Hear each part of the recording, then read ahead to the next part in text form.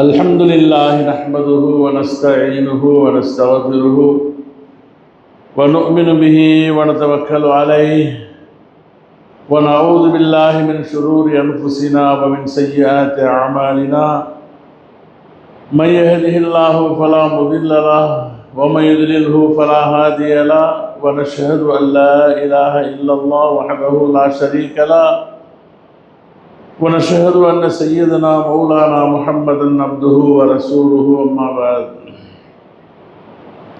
أعوذ بالله من الشيطان الرجيم بسم الله الرحمن الرحيم ولله على الناس حج البيت من استطاع إليه سبيلا ومن كفر فإن الله غني عن العالمين صدق الله العظيم اللهم صل على سيدنا محمد وعلى آل سيدنا محمد وبارك وسلم اللهم صل على سيدنا محمد وعلى آل سيدنا محمد وبارك وسلم اللهم صل على سيدنا محمد وعلى آل سيدنا محمد وبارك وسلم السلام عليكم ورحمة الله وبركاته.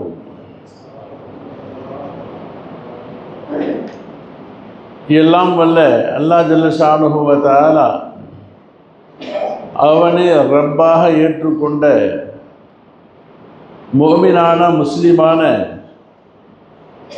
மக்களில் யாருக்கெல்லாம் உடல் நலத்தில் ஆரோக்கியத்தையும் யாருக்கெல்லாம் செல்வத்திலே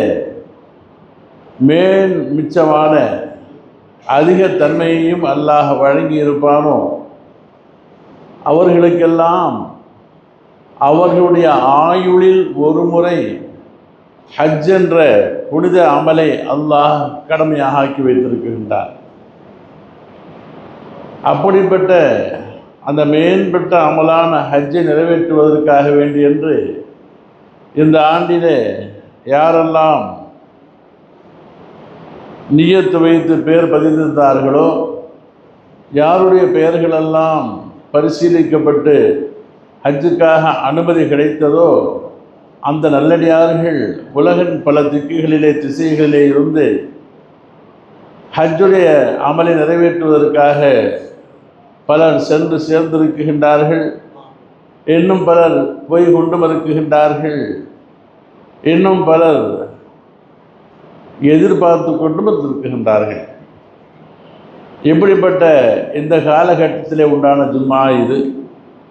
எல்லாம் வல்ல அல்லாஹு தஆலா இவ்வாண்டு ஹஜ்ஜுக்கு செல்லக்கூடிய அனைவர்களுடைய ஹஜ்ஜையும் உம்ராவையும் மக்பூலானதாக மப்ரூரானதாக அல்லாஹ் ஆக்குவதோடு அது போன்ற நல்ல நசீபினை அல்லாஹ் நமக்கும் நம் சந்ததிகளுக்கும் வழங்குவானாக என்ற துஆ செய்தவனாக இந்த சிறிய உரையை ஆரம்பம் செய்கின்றேன். அல்லாஹு தஆலாவை ரப்பாக ஏற்றுக்கொண்ட ஈமான் கொண்ட ஒவ்வொருவர்களுக்கும் அவர்களுடைய ஈமானுக்கு பிறகு 4 கடமைகளை அல்லாஹ் ஜல்ல ஷானுஹு வ தஆலா விதித்திருக்கின்றான். 4 ஃபர்துகள் என்பதாக சொல்லுவோம். ஈமானோடு சேர்த்து 5, ஈமானுக்கு பிறகு 4. அந்த 4லே 2 கடமைகள் எல்லா முஸ்லிம்களுக்கும் பொதுவானவை. ஒன்று தொழுகை, 2வது நோன்பு.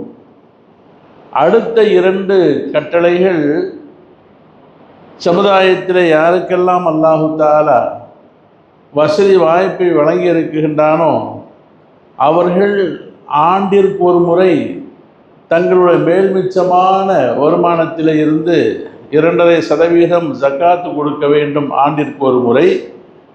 அதே போன்று ஆயுளில் ஒரு முறை ஹஜ் செய்ய வேண்டும். இந்த 2ம் அல்லாஹ் யாருக்கு மனிஸ்ததா இலைஹி சபீலா யாருக்கெல்லாம் வசதி வாய்ப்பை வழங்கினானோ அவர்களுக்கு உண்டான கடமைகள். இது எல்லோருக்கும் தெரிஞ்ச செய்தி தான். இந்த 4 கடமைகளில் இந்த ஃபர்லுகளிலே ஹஜ்ஜுக்கென்று ஒரு தனி சிறப்பு இருக்குகின்றது, ஒரு மகத்துவம் இருக்குகின்றது. ஒரு சிறப்பை அல்லாஹு தஆலா அவன் அதை அறிவிக்கும் பொழுதே சேர்த்து சொல்லக்கூடிய ஆயத்துகளிலே நாம் பார்க்கின்றோம். 4 கடமைகள் தான். 4 அமலையும் அல்லாஹ்வுக்குத்தான் செய்கின்றோம். அல்லாஹ்வுக்குத்தான் தொழுகை, அல்லாஹ்வுக்காகத்தான் நோன்பு, அல்லாஹ்வுக்காகத்தான் ஜக்காத்து, அல்லாஹ்வுக்காகத்தான் ஹஜ்ஜு. ஆனால் அல்லாஹு தாலா திருமறையில் அந்த கடமைகளை உத்தரவாக இடும் பொழுது, அந்த கடமைகளை அல்லாஹு தாலா கட்டளையாக இடும் பொழுது சொல்லக்கூடிய வார்த்தைகளிலே பயன்பாடுகள் அபூர்வமானவை. அப்போ தொழுகை கடமைதான், அது குறித்து நாம் நிறைய பேசுவோம். அஸ்ஸலாத்து இமாதுத்தீன் ஃபமன் அகாமஹா ஃபகத் அகாமத்தீன் ஃபமன் தரக்கஹா ஃபகத் ஹதமத்தீன். தொழுகை இஸ்லாத்தின் தூண், அதை நிறைவேற செய்தவர் இஸ்லாத்தை அவருக்கு நிலைப்படுத்தி கொண்டார். யார் அதை விட்டாரோ அவர் இஸ்லாத்தை தகர்த்தார். ஹதீஸ்தான். அல்லாஹ் கண்டிப்பாக சொல்கிறான், தொழுகாதவருக்கு இஸ்லாத்துக்கு சம்பந்தம் இல்லை. தொழுகை ரொம்ப முக்கியமான அமல். அழுத்தார் போன்று நோன்பு, நோன்புடைய சிறப்பு என்னங்க? நாயகம் பெருமானார் ஸல்லல்லாஹு சொன்னாங்க, ஒரு மனிதன் அல்லாஹு தாலாவிடத்தில் சொர்க்கம் பெற, நரக விடுதலை பெறுவதற்கு அவருடைய வாழ்நாளில் ஒப்புக்கொள்ளப்பட்ட ஒரு நோன்பு போதும். வாழ்நாளிலேயே அல்லாஹ்வால் ஏற்றுக்கொள்ளப்பட்ட ஒரே ஒரு நோன்பு இருந்தால் போதும் என்று சொல்லக்கூடிய அளவிற்கு நோன்புக்கு உண்டான சிறப்பு. அதே போன்று ஜக்காத் அப்படித்தான். ஜக்காத்தை கொடுப்பவர் அஸ்ஸகியு ஹபீபுல்லா.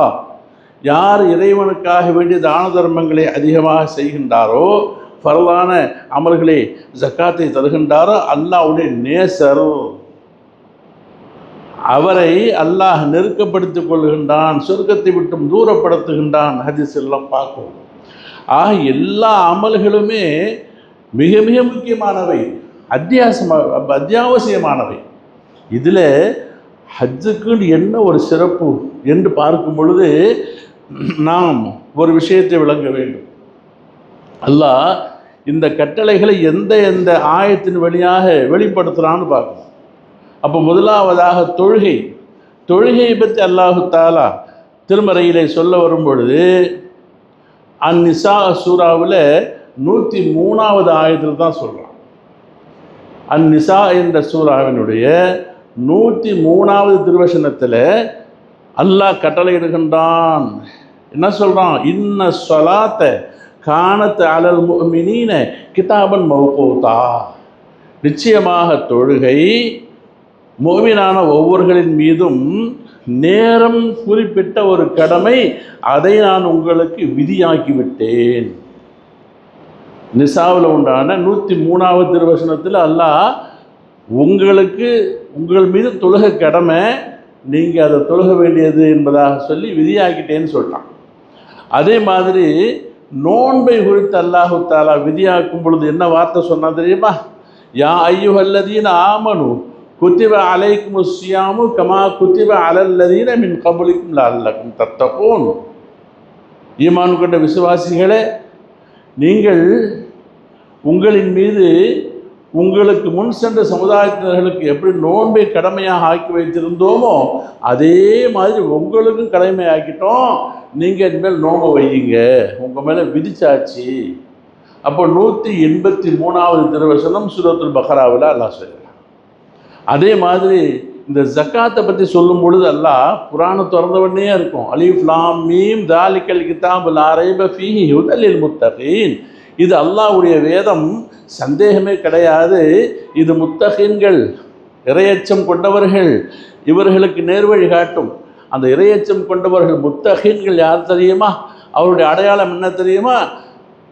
யுமினூன பில் கைபி வ யுகீமூன ஸலாத்த வ மிம்மா ரஸக்னாஹும் யுன்ஃபிகூன்.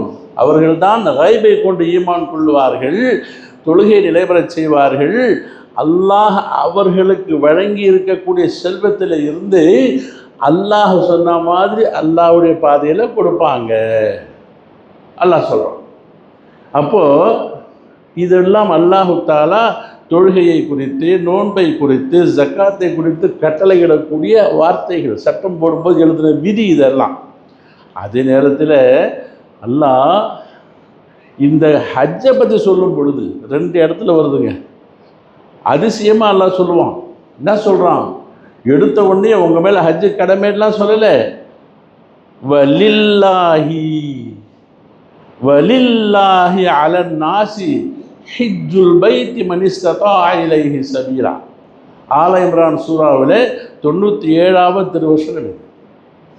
அல்லாஹ்வுக்காக வேண்டி நீங்கள் ஹஜ்ஜு செய்வது உங்களில் வசதி படைத்தவர்கள் மீது கடமை.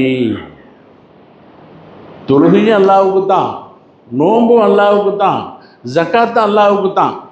அந்த அமல்களை அல்லாஹ் சொல்லும் பொழுது நீங்கள் அல்லாஹ்வுக்காக தொழுவுங்க சொல்லலை, அல்லாஹ்வுக்காக நோன்பு வைங்க சொல்ல இல்லை, அல்லாஹ்வுக்காக ஜக்காத்து கொடுங்க சொல்ல இல்லை. உங்கள் மேலே கடமை வேண்டாம். அந்த ஹஜ்ஜை சொல்லும்போது மட்டும் அல்லாஹ்வுக்காக ஹஜ்ஜு பண்ணுங்க. என்ன சொல்கிறான்? கரெக்டாக பார்க்கலாம். வலில்லாஹி, அல்லாஹ்வுக்காக நீங்கள் செய்வது கடமை. யார் வசதி படைத்தீர்களோ நீங்கள் ஹஜ்ஜு செய்வது உங்கள் மீது கடமை எல்லாம் சொல்கிறான். அதே மாதிரி இன்னொரு ஆயத்தில் சொல்லும் பொழுது அல்லாஹ் தஆலா சொல்கிறான், வ அதிம்முல் ஹஜ்ஜ வல் உம்ரத லில்லாஹ். நீங்கள் ஹஜ்ஜையும் உம்ராவையும் அல்லாஹ்வுக்காக முழுமைப்படுத்துங்கள்.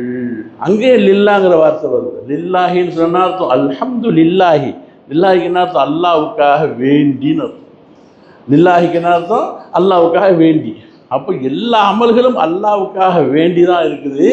ஆனால் அந்த அமல்களை அல்லாஹ் விதியாக்கும் பொழுது லில்லாஹின்னு சொல்லாமல் இந்த ஹஜ்ஜை பற்றி சொல்லும் போது மட்டும் லில்லா, அல்லாஹ்வுக்காக செய்யுங்க, அல்லாஹ்வுக்காக ஹஜ்ஜு பண்ணுங்க என்பதாக சொல்லி அல்லாஹ் சொல்வதின் நோக்கம் என்ன, ஏன் அதை சொல்கிறான் என்று பார்க்கும் பொழுது இந்த ஹஜ்ஜுடைய அமல் இருக்குகின்றதே இது மற்ற அமல்களை போன்ற ஃபர்லாக இருந்தாலும் கூட இதில் பல ஆத்மார்த்தமான ஆன்மீக ரகசியங்களை அல்லாஹ் அதுக்குள்ளே வச்சிருக்கிறான்.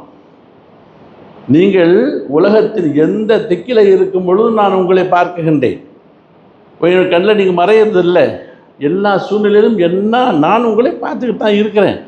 ஆனால் உங்களை நான் விரும்பக்கூடிய இடத்தில் வைத்து பார்க்க ஆசைப்படுகின்றேன். நான் ஒரு இடத்த எனக்குண்டு நான் வச்சிருக்கக்கூடிய என்னுடைய அன்பிற்குரிய ஒரு இடத்திலே உங்களையெல்லாம் வைத்து பார்க்க நான் ஆசைப்படுகின்றேன். லில்லா, அல்லாஹ்வுக்காக நீங்கள் அங்கே வந்து நீங்கள் ஹஜ்ஜு செய்யுங்க என்பதாக அல்லாஹ்வுக்கு என்பதாக சொல்ல அவருடைய வார்த்தை ஹஜ்ஜுக்கு மட்டும்தான். ஏன் அதை சொல்கிறான் என்று சொல்லும் பொழுது அதிலும் சில விஷயங்கள் எல்லாம் நிறைய இருக்கின்றன. நான் விளக்கம் நிறைய பேச வேண்டியதாக இருக்கும். ஏனென்றால் ஹஜ்ஜுடைய அமல் இருக்குகின்றதே காலம் செல்ல செல்ல செல்ல அதிகரிச்சுக்கிட்டே தான் போவோம். ரசூலுல்லாஹ் சொன்னாங்க, 10ல் இடம் பத்த மாட்டேங்குது, கவர்மெண்ட்டை தடை போடுது, ஓ நாட்டில் எத்தனை பேர் தான் வரணும், ஓ நாட்டில் எவ்வளோ பேர் தான் வரணும், அதுக்கு மேல் நாங்கள் அனுமதி இல்லைன்னு சொல்கிறாங்க. அந்த அளவுக்கு போதும் போதும் போதும் போதுங்கிற அளவுக்கு ஹஜ்ஜுக்கு போகிறாங்களே தவிர எல்லாருடைய ஹஜ்ஜு ஏற்றுக்கொள்ளப்பட்டுச்சா? போன எல்லாருமே அல்லாஹ்வுக்காக போனாங்களா? எல்லாருமே அல்லாஹ்வை பெறுறதுக்காக போனாங்களா? அல்லாஹ்வுக்காக ஹஜ்ஜு செய்யக்கூடியவங்க யார் என்று பார்க்கும் பொழுது அன்றைய நாயகம் பெருமானார் ஸல்லல்லாஹு அலைஹி வஸல்லம் சொன்னாங்க, 4 வகையில் தான் ஹஜ்ஜுக்கே போகிறாங்க. ஹஜ்ஜுங்கிற பேரில் போகிறவங்க 4 வகையில் போகிறாங்க. இந்த 4 வகையில் போகிற ஹஜ்ஜாளிகளுடைய ஹஜ்ஜு ஏற்றுக்கொள்ளப்படுவதில்லை. 4 வகையில் தான் போகிறாங்க. அல்லாஹ் யாருடைய ஹஜ்ஜை கபூல் செய்தானோ அவர்களை தவிர. உமர் கத்தாப் ரலியல்லாஹு தஆலாவுடைய காலத்தில் ஹலீஃபாவாக இருக்கும் பொழுது ஹஜ்ஜுக்கு போகிறாங்க. ரசூலுல்லாஹ்வுடைய காலத்திலே பயங்கர கூட்டம். ரசூலுல்லாஹ் போகும் பொழுது அப்புறம் அபூபக்கர் சித்திக்குடைய காலம், உமர் கத்தாபுடைய காலம் அல்லவா, அப்போது எக்கச்சக்கமான மக்கள் ஹஜ்ஜுக்கு வந்துட்டாங்க. ஹலீஃபா ஹஜ்ஜுக்கு வராங்களேன்னு சொல்லிட்டு அப்போது அவருடைய மகனார் ஹஜ்ரத் அப்துல்லா இப்னு உமர் ரலியல்லாஹு தஆலா அவர்கள் என்ன செய்கிறாங்க, இந்த மக்களை எல்லாம் பார்க்குறாங்க, இவ்வளோ பேர் ஹஜ்ஜு செய்கிறாங்களே, இவ்வளவு அல்லாஹ்வுக்காக வேணும்னு சொல்லிட்டு ஆனந்தமாக அவர்கள் பார்த்து பூரித்து போகும் நிலையில் தந்தை உமர் கேட்குறாங்க, அப்துல்லா அவர்களை என்ன அதிசயமாக பார்க்குறீங்க? இல்லை கலீஃபா அவர்களை, இவ்வளோ பேர் ஹஜ்ஜு செய்கிறாங்க, நான் ரொம்ப சந்தோஷமாக பார்க்குறேன் இவர்களை எல்லாம்னாங்க. அப்போ கலீஃபா சொன்னாங்க, மக்கள் கூட்டம் அதிகம்தான், இவர்களில் யாரை ஹாஜிகளாக அல்லாஹ் ஏற்றுக்கொண்டான்னு நமக்கு தெரியுமான்னு கேட்டாங்க. இந்த கூட்டத்தில் யாரையெல்லாம் ஹஜ்ஜாலின்னு சொல்லி ஏற்றுக்கிட்டான், இவங்க ஹாஜி, எனக்காக ஹஜ்ஜி செஞ்சாங்க, எனக்காக வேண்டி வந்தவங்க என்பதாக இந்த கூட்டத்தில் யார் யாரெல்லாம் செய்தார் என்பதை நீரும் அறிய மாட்டீர், நானும் அறிய மாட்டேன், அல்லாஹ் அறிவான். இது எப்போ சொல்லப்பட்டதுங்க? வாய்மையான காலம், ஈமானிலே முதிர்ந்திருக்கக்கூடிய காலம், ஸல்லல்லாஹு அலைஹி வஸல்லம் அவர்களை சஹாபாக்கள் பார்த்து கொண்டிருந்த காலம், பார்த்த காலம். அந்த காலத்திலே சொன்னாங்க, இவ்வளோ பேர் வரதுனால எல்லாரும் ஹாஜிகளாக முடியாது என்பதாக சொல்லி. எனவே தான் பெருமானார் ஸல்லல்லாஹு அலைஹி வஸல்லம் சொன்னாங்க, காலம் செல்ல செல்ல ஹாஜிகள் கூடுவாங்க, இதுவும் ஒரு கியாமத்துடைய அடையாளம். நான் இன்றைக்கி இப்படி தானே செய்கிறோம். ஹஜ்ஜுக்கு மட்டுமா, உம்ராவுக்கு இடம் பத்தலைங்க. உம்ரா ஹஜ்ஜு மாதிரி உம்ரா ஆகிப்போச்சு. உம்ராவுக்கு போய்ட்டு வந்தவங்கள தாங்கலை, முடியலை, சொல்கிறோமா இல்லையா, பார்க்குறோமா இல்லையா? அப்போது இந்த ஹஜ்ஜுக்கு மக்கள் அதிகமாக உம்ராவுக்கும் ஹஜ்ஜுக்கும் போகிறதும் கூட ஒரு கியாமத்துடைய அடையாளம்னு சொல்லிட்டு எப்போ சொல்லிட்டாங்க? 1400 வருஷத்துக்கு முன்னே சொல்லிட்டு போயிட்டாங்க. என்ன சொல்கிறாங்க தெரியுமா? இதா கான ஆஹிரு ஜமானி, கியாமத்து நெருக்கத்தில், உலகம் அழிய போகிற நேரத்தில், ஹரஜன் நாசு இல்லல் ஹஜ், ஹஜ்ஜுக்காக மக்கள் கூட்டம் கூட்டம் கூட்டம் கூட்டமாக போவாங்க, ஆர்வப்படுவாங்க. எத்தனை லட்சமாக இருந்தாலும் சரி, கூட்டம் குறைய போகிறதில்ல, போவாங்க தான். ஆனால் போகக்கூடியவங்க அர்பாத்தி அஸ்னாஃபின், 4 வகையினர்களாக அவங்க இருப்பாங்க. போகிறவங்களுடைய நோக்கம் என்னவாக இருக்கும்? அல்லாஹ் என்ன பார்க்குறான்? லில்லாஹி பார்க்குறான். எனக்கு யார் வரீங்க, ஏன் திருப்திக்காக யார் வரீங்கன்னு அல்லாஹ் பார்க்குறான். ஆனால் போகக்கூடியவங்க நோக்கம் 4 வகையில் போகிறாங்க. ஒன்றாவது சலாத்தீனுஹும் லின் நுஸ்ஹா, சலாத்தீனுஹும் லின் நுஸ்ஹா, அந்தந்த காலத்து ஆட்சியாளர்கள், அரசியல்வாதிகள், மக்களுக்கு மத்தியில் பிரபலங்களாக உள்ளவர்கள் ஹஜ்ஜுக்கு போவாங்க. எதுக்கு போவாங்க தெரியுமா? லின் நுஸ்ஹதி, அலங்காரத்திற்காக வேண்டி. நம்ம நாட்டு அரசர் இன்றைக்கி இந்த வருஷம் ஹஜ்ஜுக்கு போயிருக்கிறார், அங்கே கோட்டைகளை பிடிச்சி அங்கே விளம்பரங்களை பண்ணி எங்கே இத்தனை தடவை போயிட்டு வந்திருக்கிறாரு, இந்த தடவையும் போயிருக்கிறார். அது மட்டுமா, அரசியல் பிரபலங்கள், அது மட்டுமா, சினிமா பிரபலங்கள், விளையாட்டு வீராங்கனைகள், வீரர்கள் எல்லாம் போகிறாங்க ஹஜ்ஜுக்கு. ஹஜ்ஜுக்கு தான் போகிறாங்க. நீ போயிட்டு வர வேண்டியது தானே. அங்கே போய் இருந்துக்கிட்டு, இப்போ தான் இந்த ஊடகங்கள் காலமாயிடுச்சா, எல்லார் கையிலையும், யார் கையிலையும் இல்லாமல் இல்லை. அதை ஆஃப் பண்ணிவிட்டு ஹஜ்ஜு செய்கிற வேலைலாம் இல்லை. அது இப்போ தான்ப்பா 3வது சுற்று ரவுண்டு போயிட்டுருக்கிறேன், வீட்டுக்கு பண்ணுறார் ஃபோனு, தாங்கலை, முடியல, கூட்டத்தை பார், இந்த பார், யாருக்கு பொண்டாட்டி கேட்டார், 3 கேட்டார், சந்த அண்ணன் தம்பிக்கெல்லாம் கேட்டார். எதுக்கு போகிறாருங்க இவர்?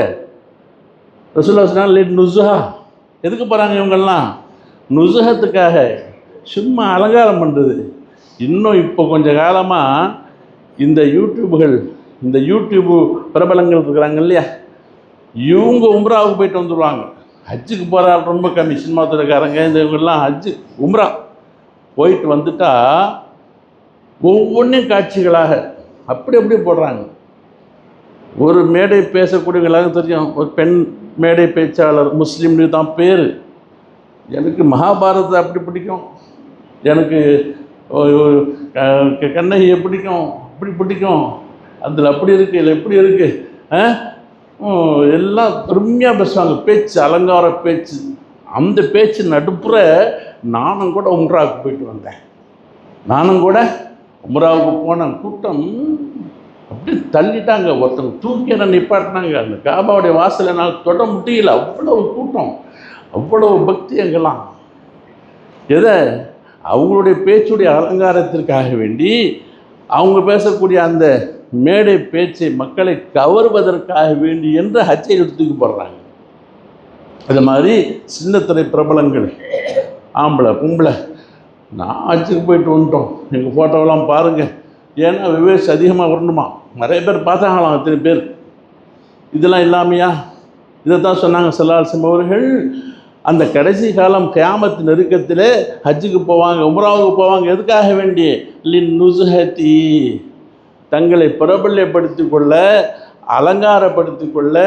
இவரா பெரிய ஆழ்ப்பார், ஹஜ்ஜி உம்ராவெல்லாம் பண்ணிட்டு வந்து இன்றைக்கி நடித்தாலும் கூட ஹாஜி அவர் சொல்லக்கூடிய ஒரு அளவுக்கு. இரண்டாவதாக சொன்ன இது ஒரு கூட்டம், இவர்கள் ஹஜ்ஜாலிகள் அல்ல. ரசூலுல்லாஹ் சொன்னது கியாமத்துடைய அடையாளம் அது. ரெண்டாவது, ஹஜ்ஜுக்கு போகிறவங்க யாருன்னு கேட்டால் அக்னியாஹும் லித்திஜாரா, கடைசி காலத்தில் நல்ல வசதி உள்ளவங்க. அவர் இப்போ 5வது ஹஜ்ஜுக்கு போகிறாருங்க, 3வது ஹஜ்ஜுக்கு போகிறாருங்க. எதுக்குங்க? இவருடைய வியாபார சரக்குகள்லாம் அங்கே வலுவாக கிடைக்குது.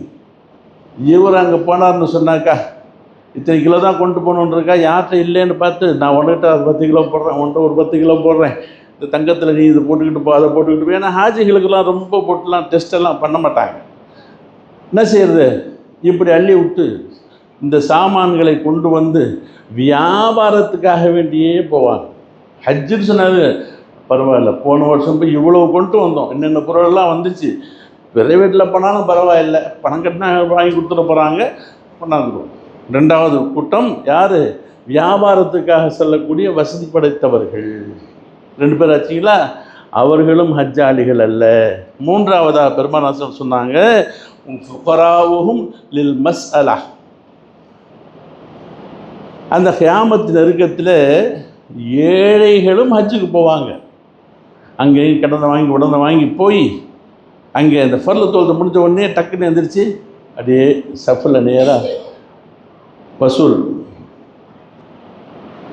வந்துட்டங்க, காசு காண போச்சு, ஏதோ சொல்லி வாங்கிட்டு இருப்பாங்க. ஏன்னா 1 ரூபா கொடுத்தா 1 லட்ச ரூபா சவாபாச்சே.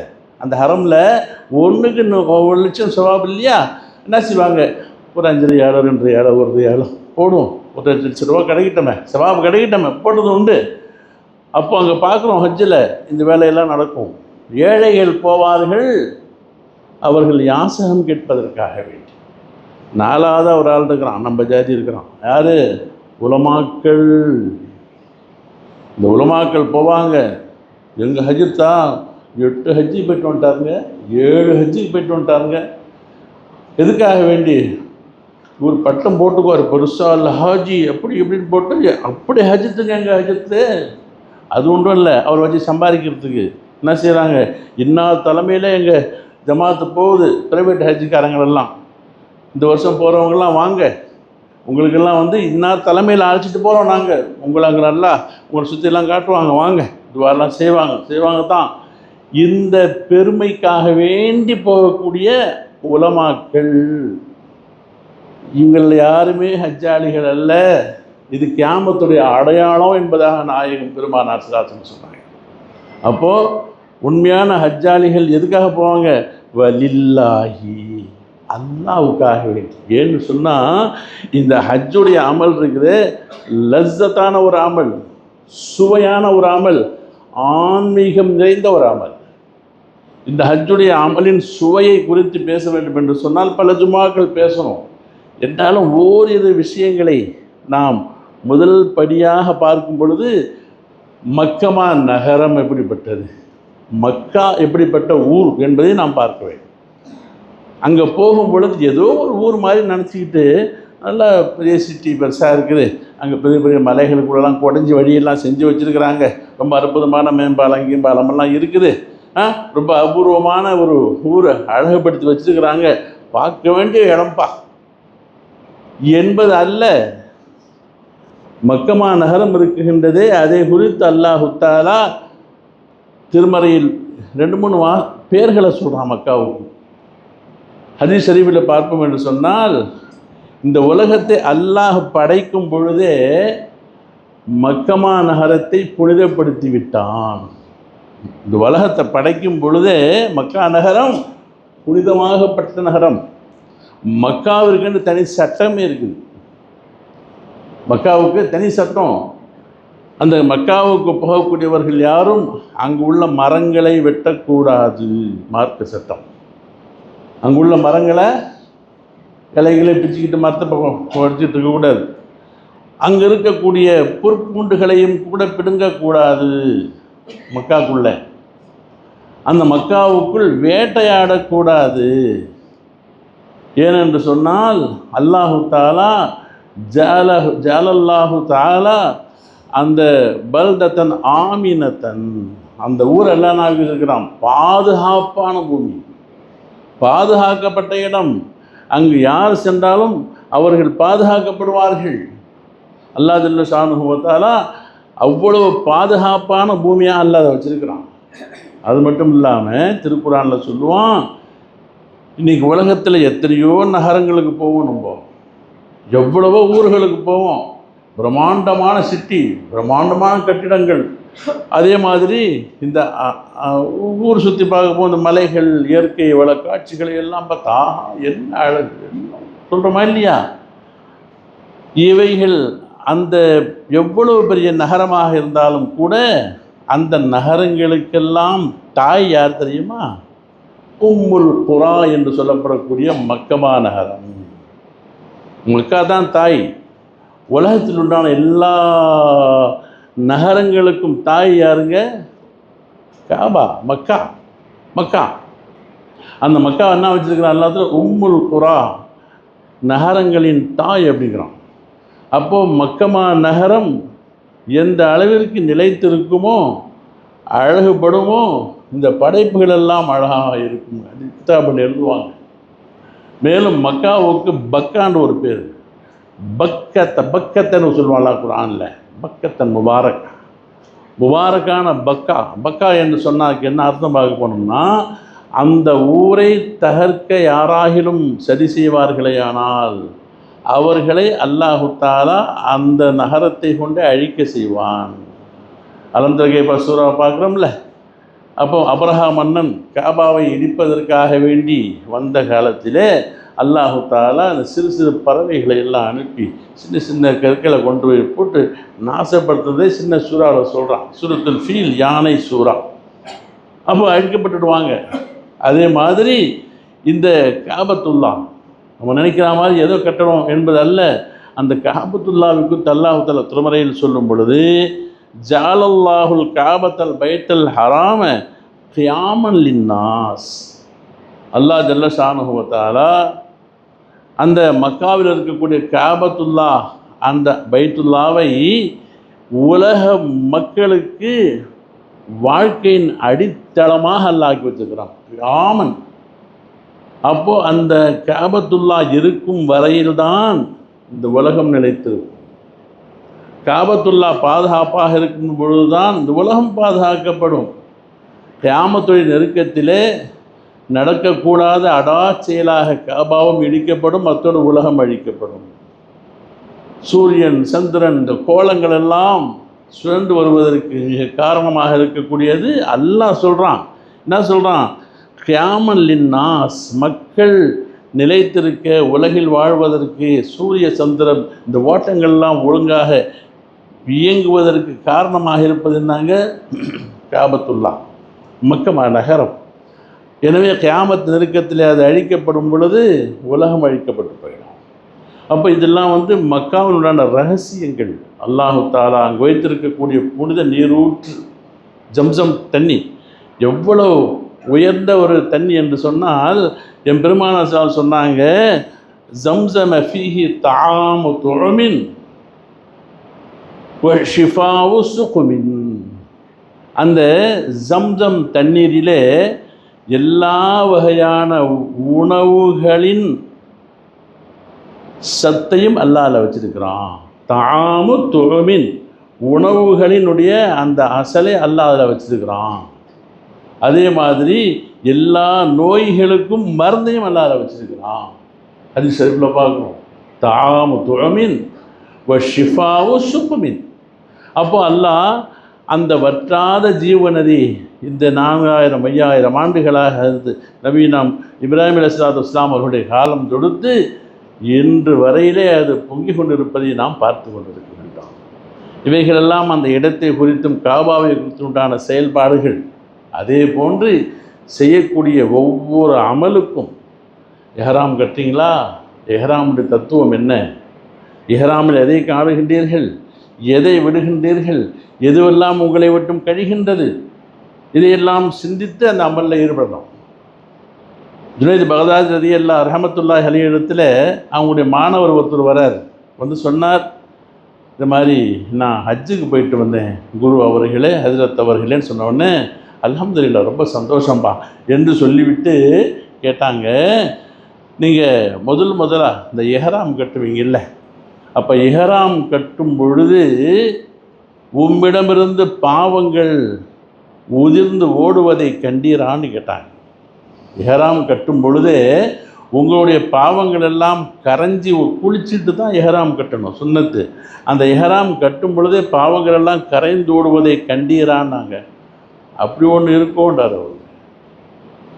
அதே மாதிரி தல்பியா சொன்னீரா, லப்பைக் அல்லாஹும்ம லப்பைக் சொல்கிறோம் இல்லையா, சொன்னேன். அல்லாஹு தாலா அந்த லப்பைக்கு பதில் சொல்லுவதை கேட்டீரா? இல்லை. அரஃபாவில் போய் தங்குனீங்களே, அங்கே அல்லாஹு தாலா எதையாகிலும் அவனுடைய அற்புதங்களை காட்டுவதை பார்த்தீரா? அரஃபான்னு சொன்னாலே அறியுதல், விளங்குதல்னு அர்த்தம். இல்லை. ஷைத்தானுக்கு கல் எறிஞ்சிங்களே, சைத்தானை பார்த்து தெரிஞ்சிங்களா, அங்கே இருக்கிற கல்லை பார்த்து தெரிஞ்சிங்களா? அந்த கல்லில் எங்கே மக்களை தான் பார்க்க முடியாது, கல் கூட கண்ணுக்கு தள்ளிண்டாதவர். நீங்கள் ஹஜ்ஜெல்லாம் செய்யலை போங்கன்ட்டாங்க. அப்போது ஒவ்வொரு அமலுக்கும் உண்டான தத்துவங்கள் இருக்கின்றன, அது அங்கு வெளிப்பட வேண்டும். இந்த எல்லா தன்மைகளையும் அறிந்து செய்யப்படும் பொழுது தான் அந்த ஹஜ்ஜு லில்லா, அல்லாஹ்வுக்காக ஆகுகின்றது. அப்படி இல்லாமல் செய்யக்கூடியவர்கள் தங்களுடைய பொழுதுபோக்கிற்காக சுற்றி வருவதை போன்று, வியாபார சிந்தனையோடு செல்வதை போன்று, கையேந்துவதற்காக செல்லக்கூடியவர்களை போன்று, தங்களை பிரபல்யப்படுத்திக் கொள்வதற்காக போகின்றார்கள். அந்த போன்று ஹஜ்ஜாக மாறிவிடும். அல்லாஹ் அதற்கு கூலியை தரமாட்டான். எனவே ஹஜ்ஜுடைய அமல் என்பது பாவத்தை அழிக்கக்கூடியது. எப்படி அழிக்கக்கூடியது? பெருமானார் சொன்னாங்க, 3 அமல்கள் இருக்கின்றன, அவை முந்திய பாவங்களை எல்லாம் போக்கிவிடும். 1வது கலிமா. ஒருத்தவர் 90 வயசில் அது வரைக்கும் இல்லாத அடாச்செயலை பண்ணிவிட்டு அந்த கடைசி நேரத்தில் லா இலாஹ இல்லல்லாஹ் முஹம்மது ரசூலுல்லாஹ் என்ற ஒரு கலிமாவை ஒரு முறை மனதாக உறுதி கொண்டு நாவால் மொழிந்து விடுவாரையானால் முந்தைய அத்தனை வருஷத்து பாவத்தை எல்லாம் அழிச்சிடலாம், கலிமா அழிச்சிடும். அதே மாதிரி 2வதாக ஹிஜ்ரத்துக்கு முன்னால் எவ்வளவு பாவங்கள் செய்திருந்தாலும் ஹிஜ்ரத் என்ற அமல் ஹிஜ்ரத்துக்கு முந்தைய பாவங்களை அழித்து விடும். அதே போன்று ஹஜ்ஜுடைய அமல் முறையாக செய்யப்படுமையானால், அல்லாஹ்வுக்காக செய்யப்படுமையானால், அந்த ஹஜ்ஜானது முந்தைய எல்லா பாவங்களையும் அது மன்னிக்கக்கூடிய செயலாக இருக்கும் என பெருமானார் ஸல்லல்லாஹு அலைஹி வஸல்லம் சொன்னார்கள். அப்போ ஹஜ்ஜாளிகள் அதுபோன்ற ஹஜ்ஜுகளை செய்ய வேண்டும். எல்லாம் வல்ல அல்லாஹ் தஆலா அந்த ஹஜ்ஜுடைய உண்மை நிலையை புரிந்து ஆன்மார்த்தமான முறையில் லzzத்தோடு சுவையோடு ஆன்மீக அந்த அர்த்தத்தோடு அமல் செய்யக்கூடிய தன்மையை அல்லாஹ் எனக்கும் உங்களுக்கும் மென்மேலும் தந்துருவானாக. வ ஆகிர் தஅவானா அனில் ஹம்துலில்லாஹி ரப்பில் ஆலமீன்.